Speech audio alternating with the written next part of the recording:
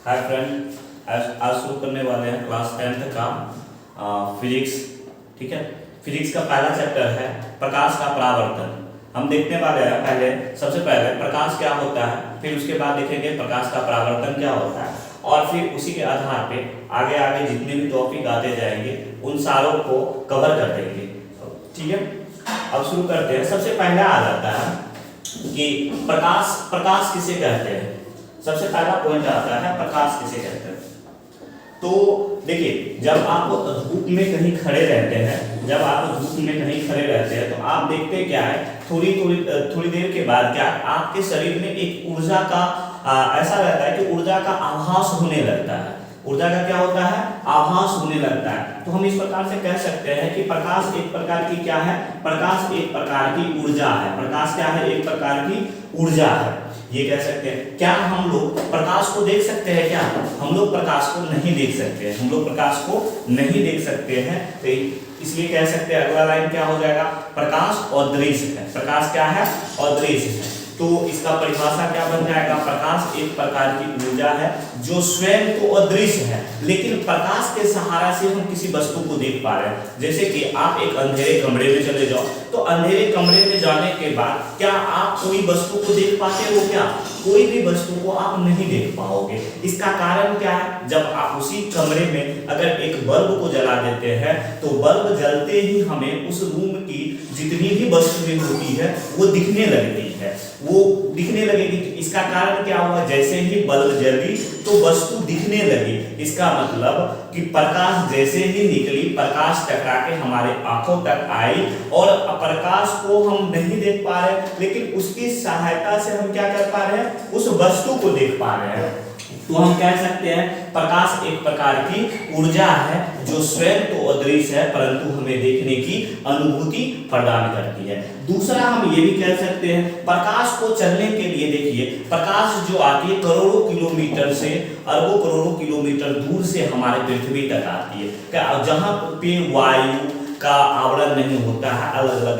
तो जो चलने के लिए, जैसे हम लोगों को सड़क पे चलने के लिए माध्यम क्या रोड की जरूरत होती है, तो सूखे पे पानी पे हम लोग नहीं चल सकते, तो कह सकते हैं कि हमें चलने के लिए एक माध्यम की आवश्यकता हो सकती है। तो ठीक उसी प्रकार से प्रकाश को चलने के लिए माध्यम की आवश्यकता नहीं होती है। ये निर्वात में भी चलता है, वायु में भी चलता है, और पानी के 200 मीटर गहराई तक भी प्रकाश जा सकता है। तो अगला लाइन क्या हो सकता है, प्रकाश को माध्यम की आवश्यकता नहीं होती है। प्रकाश को माध्यम की आवश्यकता नहीं होती है। अगला एक लाइन और आ जाता है कि प्रकाश एक प्रकार का विद्युत चुंबकीय तरंग है। कौन सा तरंग है, प्रकाश एक प्रकार का विद्युत चुंबकीय तरंग है। और किस प्रकार का तरंग है, तरंग दैर्घ्य दो प्रकार का, अनुप्रस्थ और अनुदैर्घ्य। तो कहेंगे प्रकाश जो है अनुप्रस्थ तरंग है। कौन सा तरंग है, अनुप्रस्थ तरंग है। और प्रकाश के वेग के बारे में सबसे पहले रोमन नाम का वैज्ञानिक जो थे, साइंटिस्ट जो थे, उन्होंने बताया था कि प्रकाश क्या है, प्रकाश की चाल के बारे में रोमन नाम के वैज्ञानिक ने बताया था। प्रकाश को चलने के लिए माध्यम की आवश्यकता नहीं होती है। आगे जानते हैं प्रकाश का चाल। अब देखो, प्रकाश का चाल जो होता है सबसे ज्यादा निर्वात में होता है। निर्वात में प्रकाश की चाल क्या होती है, सबसे ज्यादा इसकी होती है 3 × 10⁸ मीटर पर सेकेंड होती है। ये मीटर पर सेकेंड है। अगर इसी को हम किलोमीटर पर सेकेंड में बदलेंगे तो इसको क्या करेंगे, 3 × 8 किलोमीटर में बदल रहे हैं, 1000 से भागा दे देंगे तो ये हो जाएगा किलोमीटर पर सेकेंड।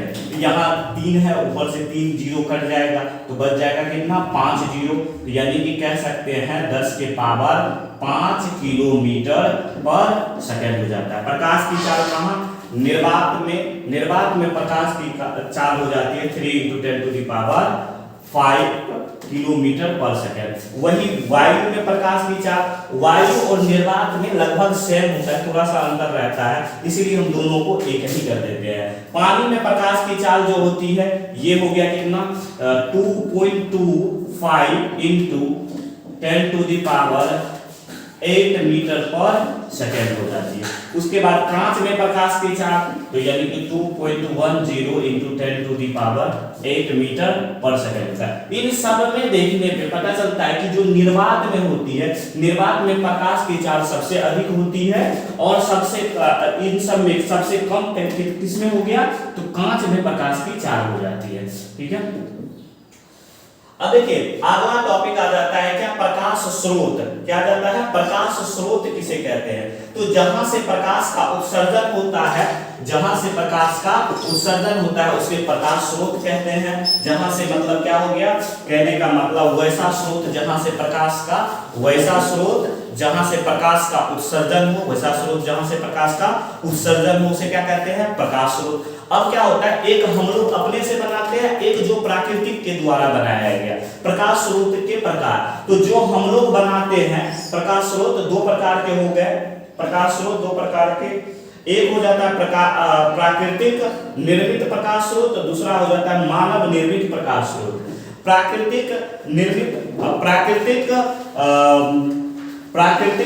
प्रकाश स्रोत क्या हो जाता है, जो प्राकृतिक ने बनाया, जिसे हम नहीं बना सकते हैं, वैसा प्रकाश स्रोत जिसे प्राकृतिक के द्वारा बनाया गया है उसे क्या कहते हैं, प्राकृतिक निर्मित प्रकाश स्रोत कहते हैं। जैसे सूर्य, सूर्य क्या होता है, सूर्य को हम लोग बनाते हैं क्या, नहीं बनाते हैं। तो सूर्य एक प्रकाश का स्रोत है, जो जैसे क्या है, दूसरा भगजोगिनी और यही हो गया प्रकाश स्रोत। दूसरा तारा भी क्या है, तारा, ये इससे भी प्रकाश का उत्सर्जन होता है। तो ये क्या है, प्राकृतिक निर्मित प्रकाश स्रोत है। अब कोई पूछ देगा सूर्य और तारा में क्या अंतर होता है, सूर्य और तारा में क्या अंतर होता है। तो सूर्य और तारा में ठीक वही अंतर होता है जो आप कह सकते हैं पिता और बाप में अंतर होता है। ऐसे कह दो, पिता शब्द और बाप दोनों क्या हो गया, एक हो गया। तो ठीक उसी प्रकार से सूर्य और तारा एक ही शब्द है, जो हमारे सबसे निकट, जैसे हमारी गैलेक्सी है, हमारे गैलेक्सी में हमारे पृथ्वी के नजदीक सबसे कौन सा है, तो कौन सा तारा है, तो सूर्य है। तो उसका एक अलग से उस तारा का नाम दे दिए सूर्य। क्या दे दिए, सूर्य भी एक प्रकार का तारा है। यानी कि प्राकृतिक प्रकाश स्रोत क्या हो गया, तो वैसा स्रोत जिसे प्राकृतिक के द्वारा बनाया गया है उसे क्या कहते हैं, प्राकृतिक प्रकाश स्रोत। मानव निर्मित प्रकाश स्रोत किसे कहते हैं, जो मानव के द्वारा बनाया गया है, जो मानव के द्वारा बनाया गया है उसे क्या कह देंगे, मानव निर्मित प्रकाश स्रोत। जैसे जलती हुई बल्ब, ये सब किसके द्वारा बनाया गया है, मानव के द्वारा बनाया गया है। बल्ब है, उसको जलाएंगे तो ये क्या हो जाता है, मानव निर्मित प्रकाश स्रोत हो जाता है।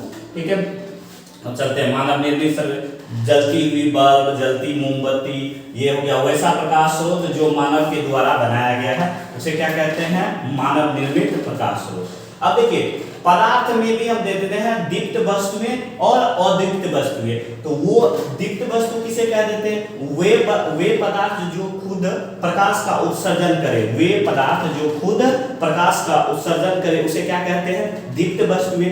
अदीप्त जहां से जो वे पदार्थ जो प्रकाश का उत्सर्जन नहीं करे, अदीप्त वस्तुएं। जैसे सूर्य को भी कह सकते हैं दीप्त वस्तु, जलता बल्ब, जलती मोमबत्ती, ये सब क्या हो जाता है, दीप्त वस्तु। अदीप्त जैसे टेबल, लैंप, ईट, ये सब क्या हो जाते हैं, कलम, ये वाला कलम मान लो, तो ये सब क्या हो जाता है, अदीप्त वस्तु ये हो जाता है। अब देखो प्रकाश के आधार पे पदार्थ को बांटा गया, प्रकाश के आधार पे पदार्थ को बांटा गया, पदार्थ के प्रकार को। तो पदार्थ कितने प्रकार से बांटा गया, 3 प्रकार से, पारदर्शी, अपारदर्शी और पारभासी। पारदर्शी जो प्रकाश, वैसा पदार्थ जिससे होकर प्रकाश की किरणें आर पार हो जाए, वैसा पदार्थ जिनसे होकर प्रकाश की किरणें क्या हो, आर पार हो जाए, उसे पारदर्शी उसे क्या कहेंगे, पारदर्शी कहेंगे। अपारदर्शी जिसको प्रकाश की किरणें पार ना कर पाए उसे क्या कहते हैं, अपारदर्शी। पारभासी पदार्थ क्या हो जाता है, वैसा पदार्थ जिससे होकर प्रकाश की किरणें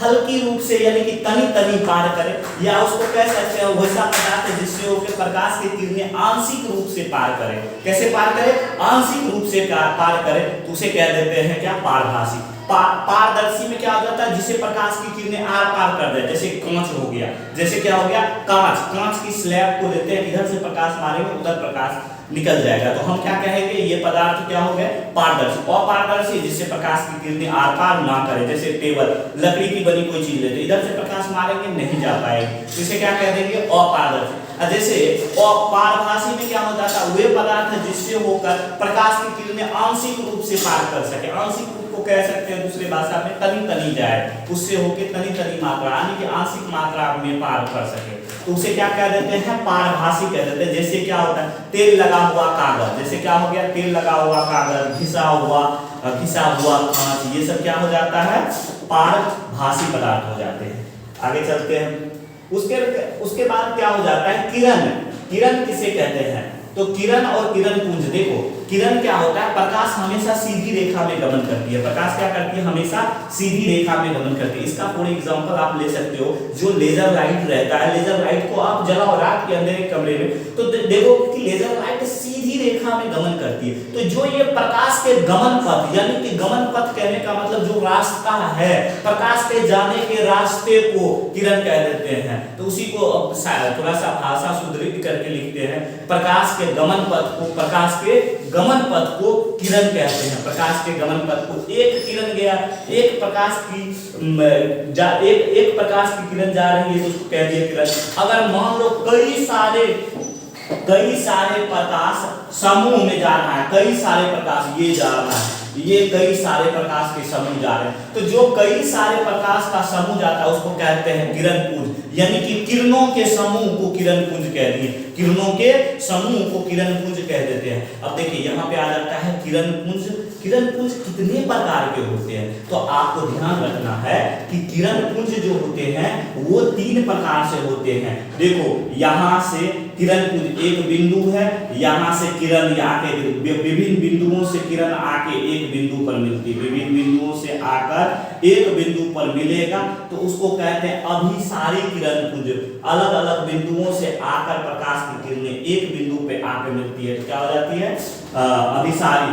एक बिंदु से निकलकर फैल जाए, एक बिंदु से निकलकर फैल जाए, एक बिंदु यहाँ से निकलकर फैल जाएगी तो इसको क्या कह देंगे अपसारी किरण पुंज। लेकिन अगर किरण पुंज दोनों किरणों के बीच की दूरी हर जगह बराबर हो, किरणों के बीच की दूरी हर जगह बराबर हो तो इसको कह देते हैं समानांतर किरण पुंज। अब समझिए ये हो गया अभिसारी किरण पुंज, ये क्या हो गया एक जगह आया तो अभिसारी किरण पुंज, एक जगह से फैल गया तो इसको कहते हैं अपसारी किरण पुंज। अगर दोनों के बीच की दूरी बराबर है तो समानांतर किरण पुंज। फॉर एग्जांपल इसको हम कह सकते हैं जैसे कि आप लोग क्या करते हो, मान लो स्कूल आते हो, स्कूल जा रहे हो या कोचिंग जा रहे हो, इसमें क्या होता है सबका घर अलग अलग रहता है, सबका घर कहाँ रहता है अलग अलग रहता है, और कोचिंग या कोई स्कूल संस्थान एक जगह होती है, सब अपने अपने घर से आकर एक जगह जमा हो जाते हो, सब एक जगह क्या एक क्लासरूम में जमा हो गए। तो जो क्लासरूम में जमा हो गए, ये जो क्लासरूम में जमा हो जाना मतलब अभिसारी। अगर क्लास में किसी तरह छुट्टी हो गई, क्लास में क्या हुई छुट्टी हो गया, यहाँ से क्लास से निकल के अब सब अपने अपने दिशा में घर चल गए तो कह सकते हैं ये क्या हो गया अपसारी। अपसारी और अभिसारी को आप इस प्रकार से ले सकते हो, यानी कि घर से स्कूल आना, एक जगह एकत्रित होना तो अभिसारी, स्कूल से घर जाना तो अपसारी, स्कूल से घर जाना तो क्या हो जाएगा अपसारी। अगर दो बच्चों के बीच में स्कूल से घर जा रहा है, दोनों के बीच दूरी हर जगह समानांतर रहे, एक रोड के इस साइड चले एक रोड के इस साइड चले, हरदम सीधा चलते रहे तो इसको कह देंगे समानांतर किरण पुंज। इसको क्या कह देंगे समानांतर किरण पुंज कह देंगे। ये 3 प्रकार के किरण पुंज हो गए। आगे बढ़ते हैं, ये किरण पुंज